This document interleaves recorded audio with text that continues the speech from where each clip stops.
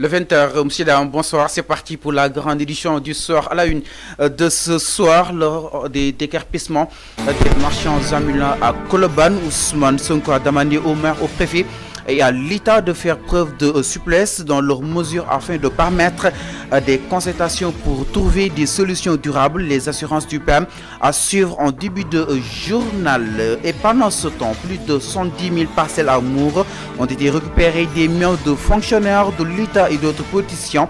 Retenez, les nouvelles autorités ont également informé que les directives du chef de l'État ont été émises pour mettre fin à ces lotissements sans aucune négociation.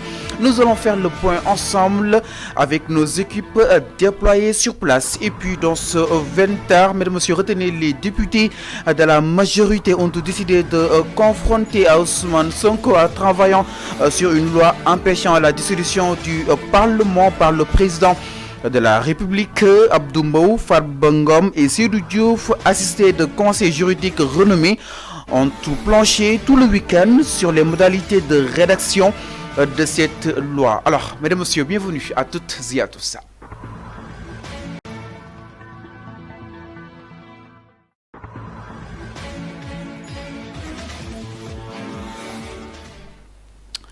Bienvenue tout d'abord avec le président Bassirou Diomaye Diakhar Faye qui a désigné un nouveau secrétaire général du Conseil supérieur de la magistrature.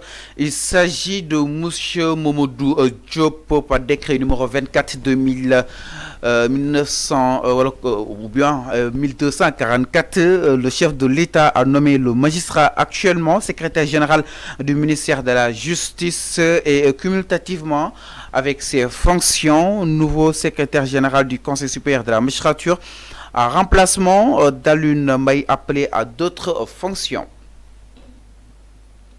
Et puis, mesdames et messieurs, des affrontements à Touba Nganyene dans le département de Malem Odar Kafrine entre éleveurs et population ont fait un mort et plusieurs blessés.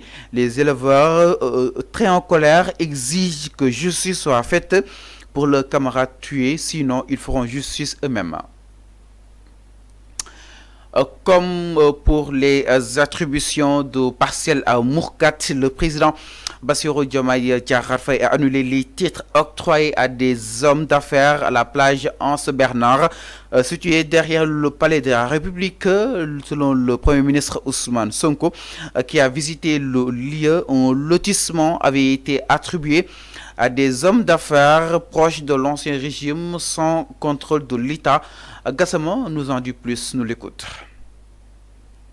Ousmane Sonko s'est déplacé hier à Anse Bernard pour dénoncer un fait grave concernant le domaine public maritime. Sur place, le chef du gouvernement fait le point. Vous voyez ces tableaux, c'est tout un domaine qui a été octroyé à travers un morcellement bien défini. Certains ont octroyé de 2000 à 3000 mètres carrés et d'autres 5000 mètres carrés. C'est un fait grave que le peuple sénégalais, sa jeunesse, ont besoin de disposer d'une plage pour passer du temps. C'est un domaine public maritime, on n'est pas touché. Informe Sénégal 5 TV.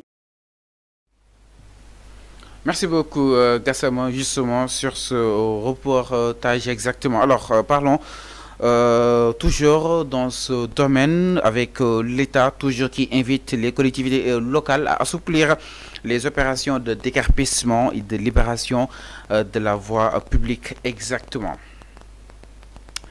Et puis, madame, monsieur, nous parlons justement de ces députés de la majorité qui ont décidé de confronter Ousmane Sonko en travaillant sur une loi empêchant la dissolution du Parlement par le président Bassirou Diomaye Diakhar Faye, Abdou Mbow, Farba Ngom et Seydou Diouf, assistés de conseils juridiques renommés, ont planché tout le week-end sur les modalités de rédaction de cette loi. Ils ont l'intention d'obtenir cette semaine le soutien nécessaire de 65 députés pour convoquer une session extraordinaire visant à voter en procédure d'urgence.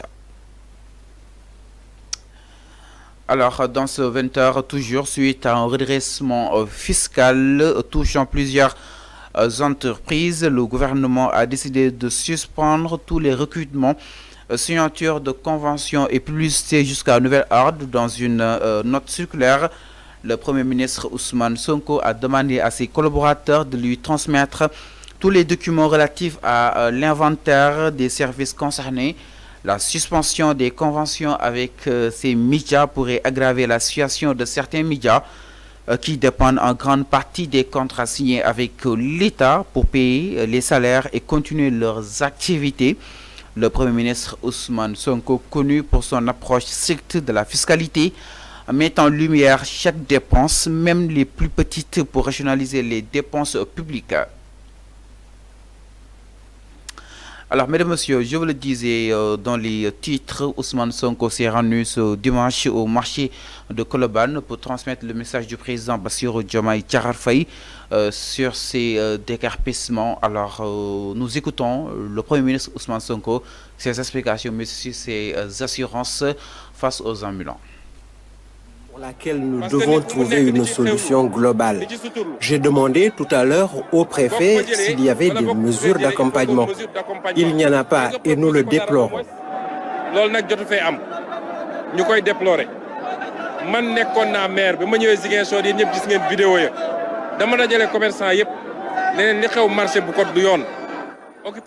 Vous avez vu, quand j'étais maire de Ziguinchor, j'ai lancé 3 opérations de réfection des marchés et 2 nouveaux marchés étaient à construire. C'est pour moi un préalable avant de déguerpir le marché de Boucotte dont l'occupation est anarchique. C'est ce qui incombe aux municipalités et à l'État.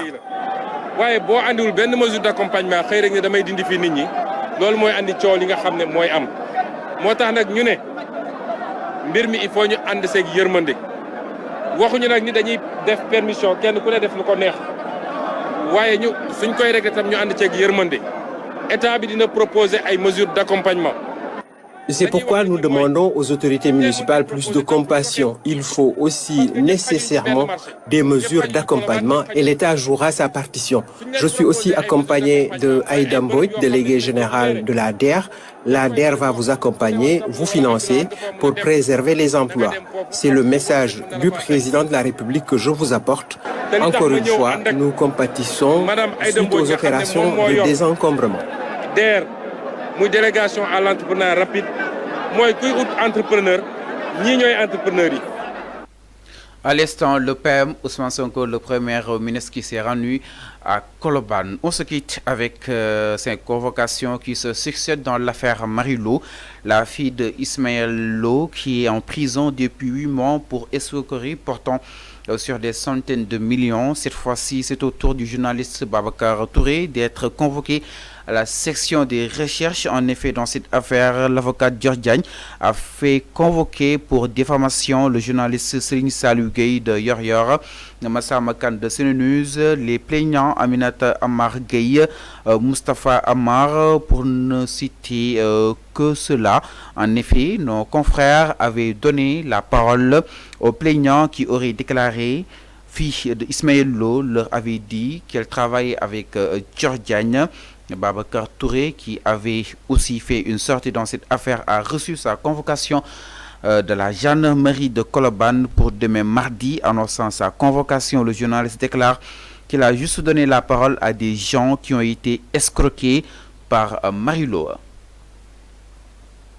Et voilà, mesdames et messieurs, c'était tout pour ce 20h. Merci beaucoup de l'avoir suivi, mais également l'ensemble des équipes en régie. Merci beaucoup de votre constance et de votre fidélité au bout de nos programmes, notre compagnie. Dans quelques instants, vous retrouvez le MAC d'information ce lundi avec Serigne. Bonsoir.